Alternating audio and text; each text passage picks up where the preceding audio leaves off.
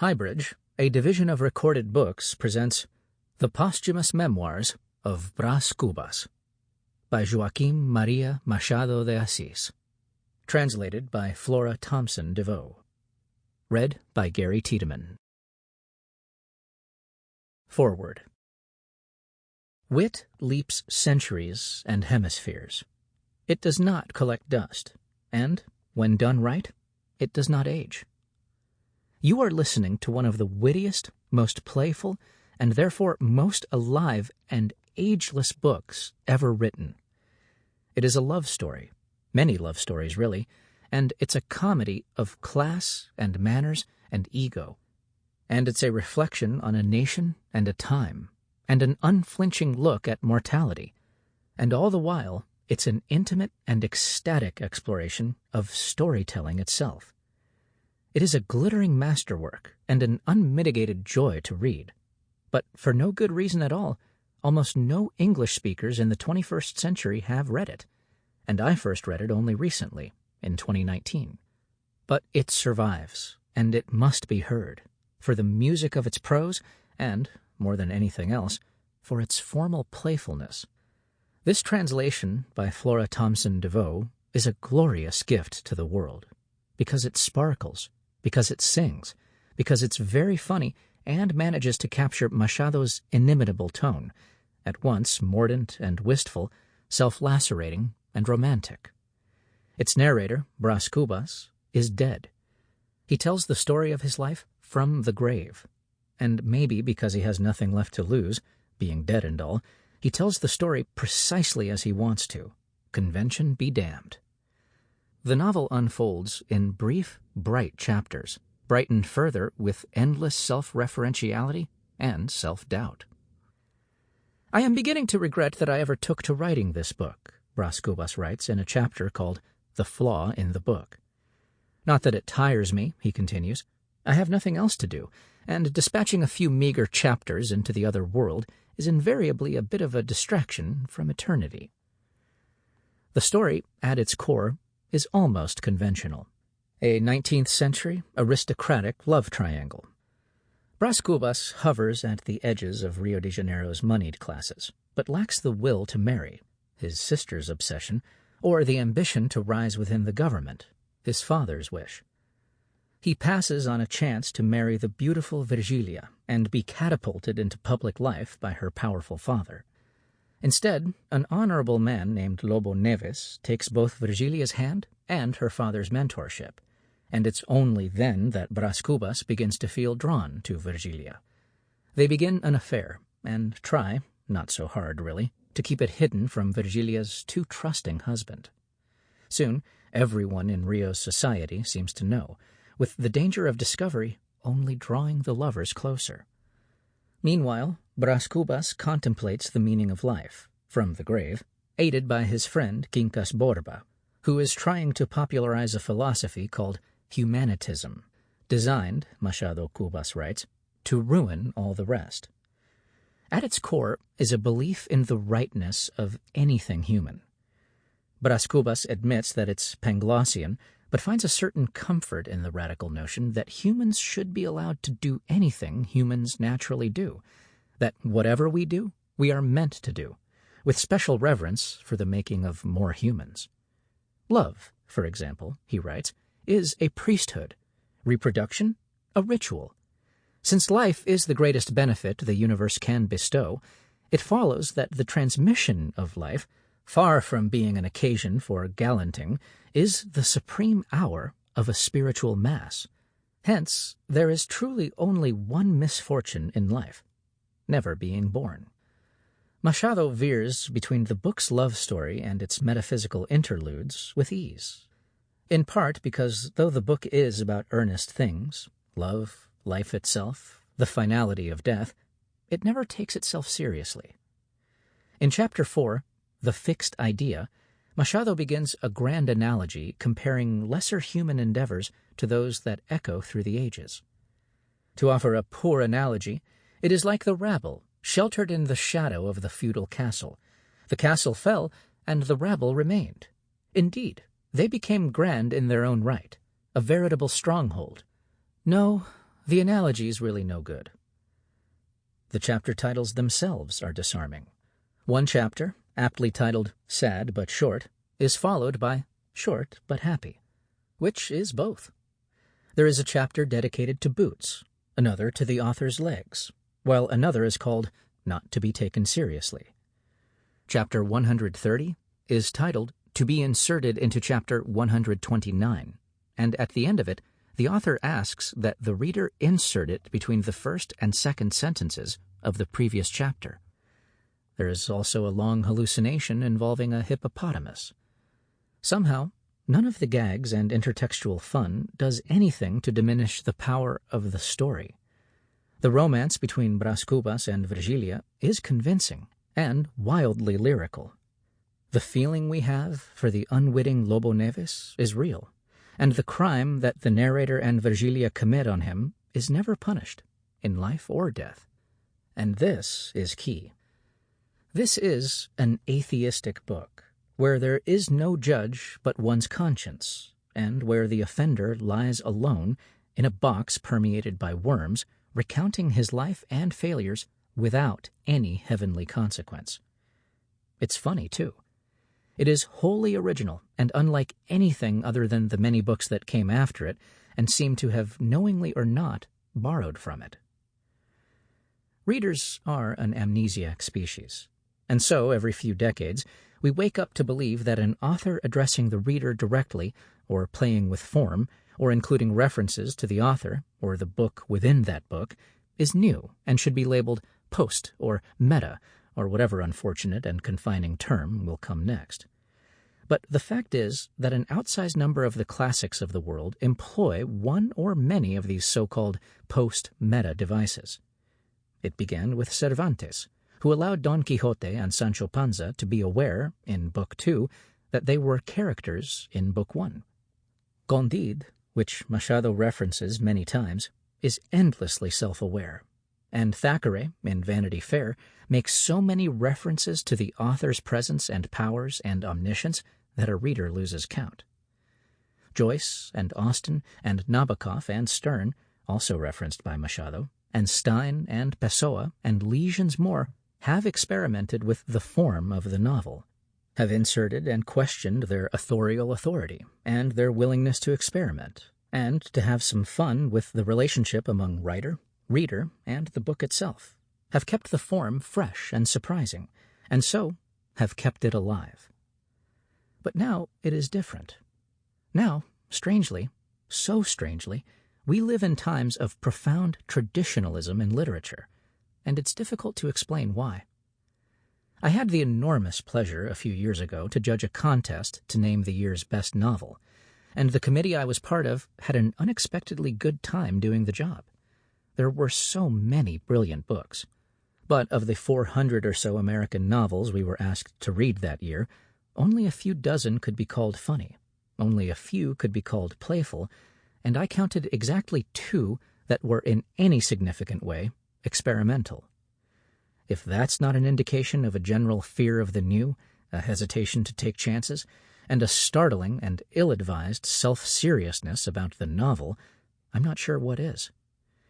This isn't to say that all novels, or even most, should be or could be as playful as this one, but it wouldn't hurt to have a few more that allow humans, characters, readers, authors even, to laugh. Denying the jokes in life, and the joke of life itself, is too sad. Dave Eggers. Introduction. 15 pages into Memoirs Posthumas de Brás Cubas, when the narrator, delirious and on the brink of death, is carried off by a gruff, talking hippopotamus, I remember putting the book down and staring out the window for a breath, delighted and taken aback. This was my first encounter with Brás Cubas. It was 2010. I was a sophomore in college with a few semesters of Portuguese under my belt, and this book was not what I had expected. The average non-Brazilian listener might be forgiven for not expecting anything whatsoever. After all, the Posthumous Memoirs of Brás Cubas was Joaquim Maria Machado de Assis's first novel published in English, 70 years after its release and nearly a half-century after its author's death. The name of Machado de Assis will probably be unknown to 9 out of 10 people who pick up this book, hazarded one of the early reviews of William Grossman's pioneering 1952 translation. One would be hard-pressed to alter that figure today, even after Brás Cubas has won over such illustrious writers as Susan Sontag, Salman Rushdie, John Barth, and Philip Roth. In 1960, in The Brazilian Othello of Machado de Assis, the critic and translator Helen Caldwell spoke of the author as Brazil's Koh-i-Noor, the diamond plucked from India to adorn Queen Victoria's crown. Translations, needless to say, do not steal the original. English renditions of Machado de Assis's works do not deprive Brazilian readers of their jewel. Still, Machado de Assis has yet to find his place in the Anglophone canon. Each generation seems to have its Machado moment, glimpsing the diamond of his work anew, a rediscovery by turns intimate, wondering, and indignant, as Caldwell put it in The Brazilian Master. Who is this master, and why haven't we heard of him before?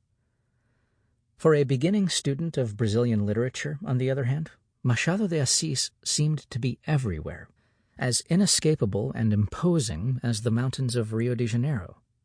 Born in that city in 1839, the mixed-race son of a humble family, the grandson of slaves, Machado, as he is familiarly known in Portuguese, rose from obscurity and relative poverty to become a fixture of literary life, and then a cultural patriarch. He wrote profusely, if not furiously. A largely self-educated, voracious reader, he began his career as a typographer's apprentice, then a copy editor, journalist, theater critic, and censor. He penned hundreds of newspaper columns under various pseudonyms, wrote poetry and plays, made the bookstores of the swank Rua do Ouvidor a perennial haunt, and inserted himself into a number of literary societies before cementing his reputation with a series of novels. He was the founding president of the Brazilian Academy of Letters. At his funeral, in September 1908, he was mourned by statesmen and writers alike. A legend in life, he became a monument in death. The Posthumous Memoirs of Brás Cubas occupies an almost mythical position in Machado's trajectory. By 1880, Machado had written 4 well-received novels: Resurrection, 1872, The Hand and the Glove, 1874, Helena, 1876, and Yaya Garcia, 1878.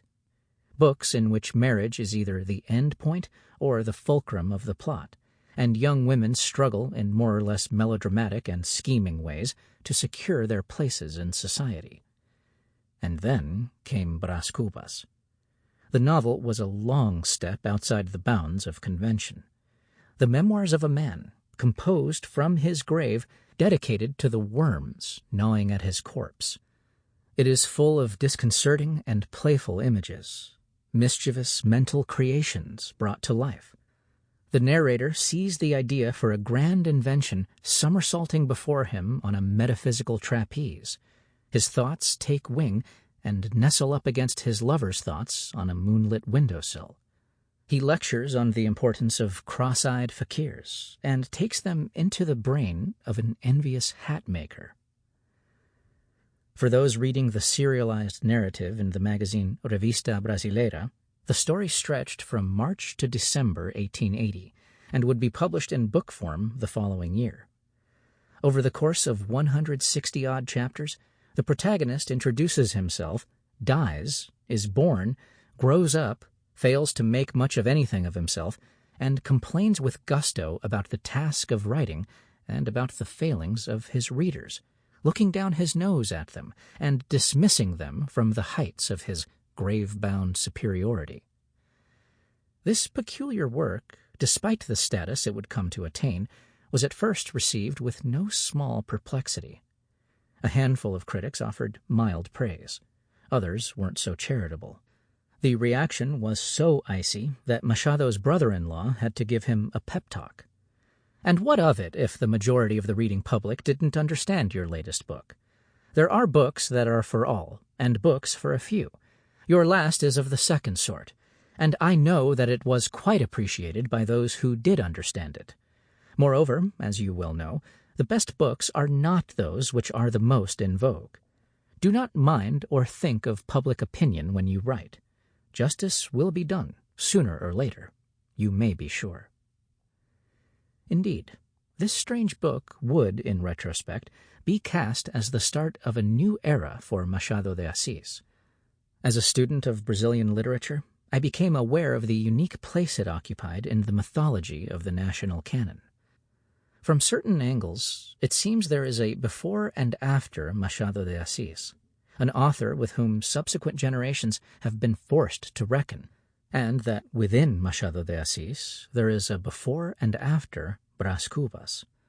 While the hard distinction between the first and second phases of his work, romantic and conformist in the former, formally experimental and unsettling in the latter, has been rethought in recent decades, as scholars have traced the roots of Machado's experimentations back to previous works, something remains of the image of the dead narrator springing full-grown and grinning from the head of his creator, inexplicable and epoch-making. What was it that made Brás Cubas so strange?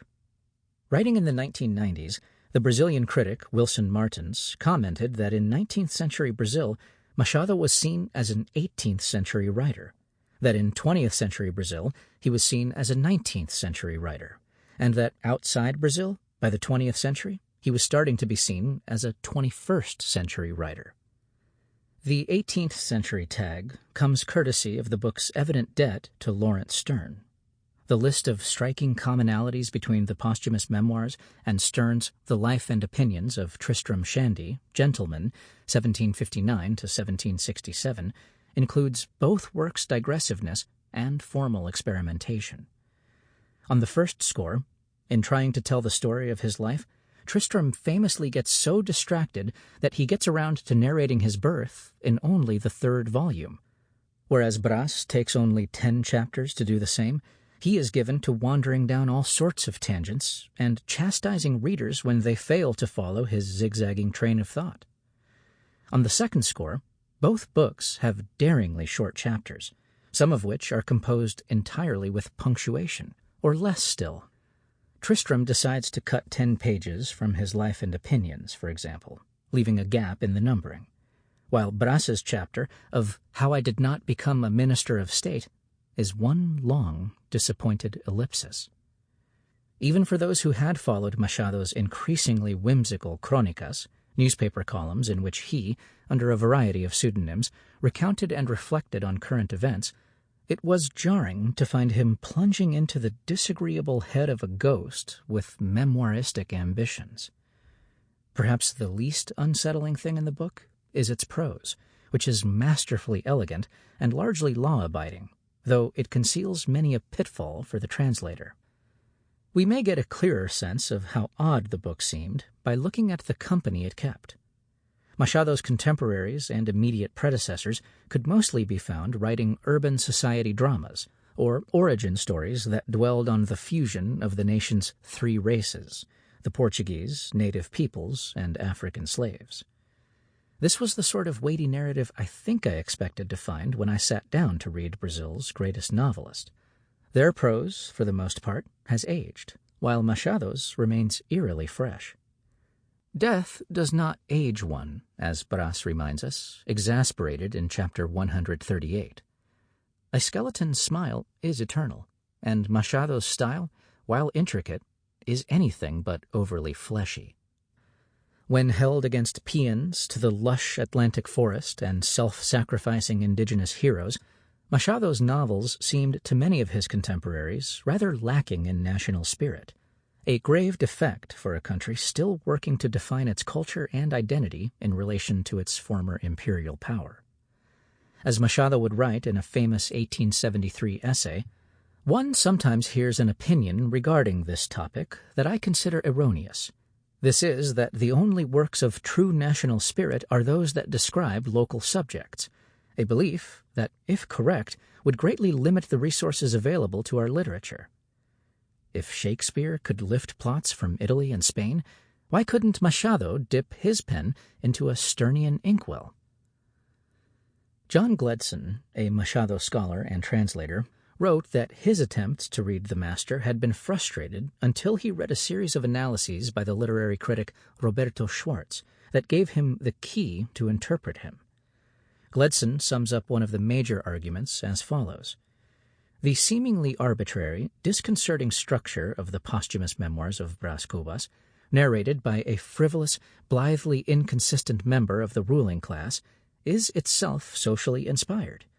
There could hardly be a tighter connection between form and content. In other words, Brás is far more than a reheated Tristram Shandy.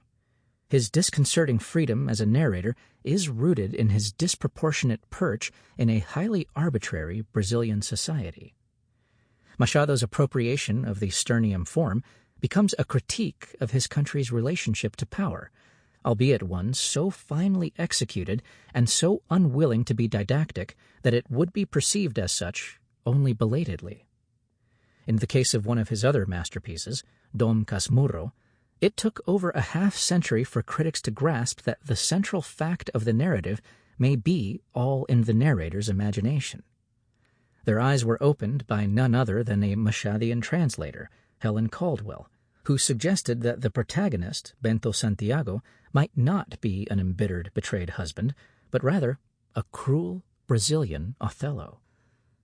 Beyond the structural characteristics that refer back to the power dynamics of Brazilian society, the listener looking to appreciate the brilliance of Brás Cubas is faced with more hurdles, namely issues of historical memory.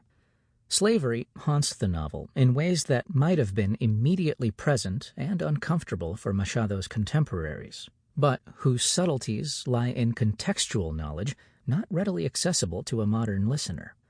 Brás's perplexity at the cruelty of the yellow fever epidemic that swept through Rio in 1850, for example, is comprehensible on its face, but it takes on a different light entirely when we read that the plague had a distinctly racial bent. The city's African population was largely spared, thanks to inherited immunity to the virus that caused the disease, while European immigrants and the white population were hardest hit.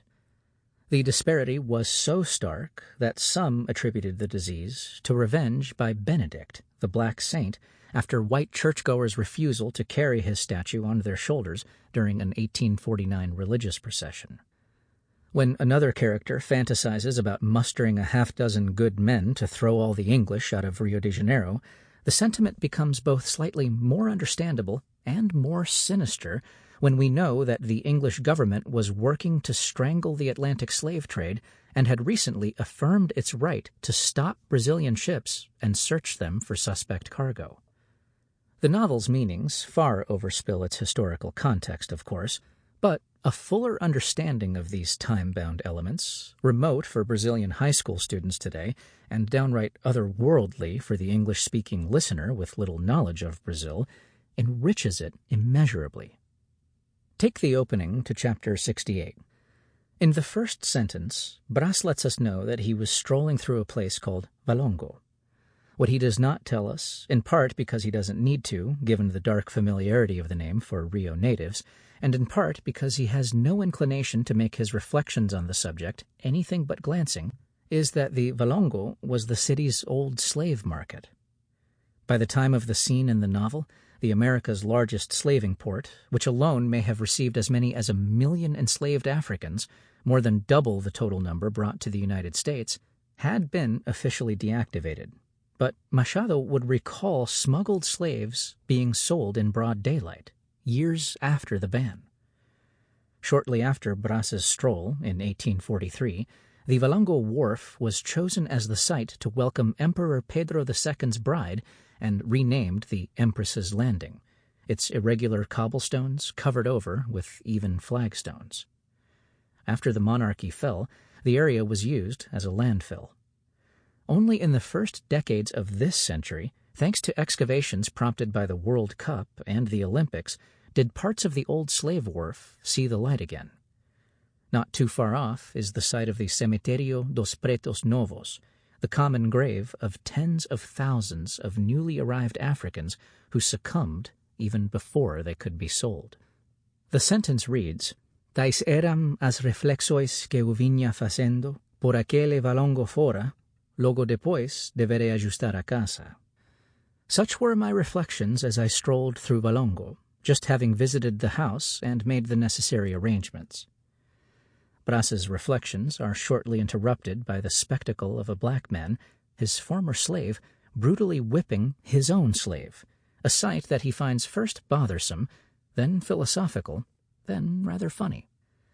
This notorious chapter is so short and so dense with meaning that any attempt by a translator to contextualize within the narration itself would bloat the prose and blunt its wickedness. And yet, to leave the sentence as such, without any context, would be to impoverish it immeasurably. The politely bemused initial reaction to this tour de force of a book is partially captured in the prologue to the 4th edition, as reproduced here.